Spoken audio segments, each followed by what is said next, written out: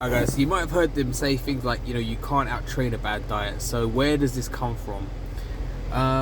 This basically just comes from the idea that, you can train hard, and as long as you do that, you don't have to worry about the diet. And I can't tell you, nothing is further from the truth, really. It's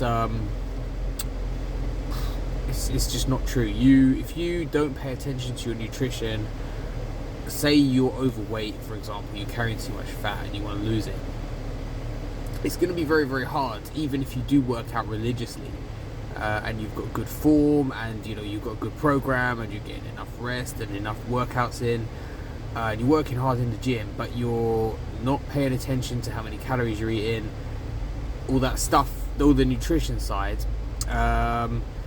You won't out-train it 1,000,000,000%. It's just impossible, because, well, I can tell you the why, because you probably already know, but like, you're not gonna, in one workout per day, you're not gonna burn, you're not gonna create such a big deficit in calories that you're gonna be able to like make a dent in your body fat, reduce your body fat, force your body to go and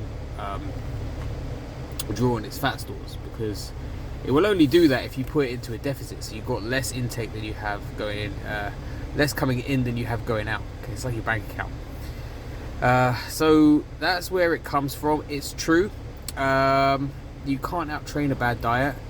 What is a bad diet? So again, this is a very, very subjective term. Generally, when we talk about a bad diet, what we're talking about is when people are just basically eating blindly, they're eating intuitively, they're just saying, okay, well, I feel like eating cupcakes, I'm going to eat 10 of those. Well, I'm going to the gym, so it shouldn't matter.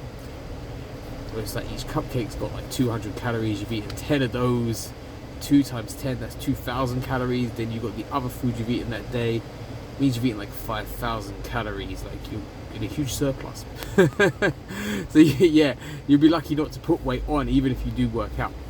So that's what we call a bad diet. A bad diet is kind of like driving with your eyes shut, whereas like a more controlled diet would be you're tracking your food, you're trying to hit a protein target, you're trying to aim for this many calories or so a day, and you're more or less there or thereabout. You're close enough, most of the time. You're slightly over, okay, but at least you're aware, and you're trying to get close, and like, that's the thing. So yeah, that's what they mean by that, guys.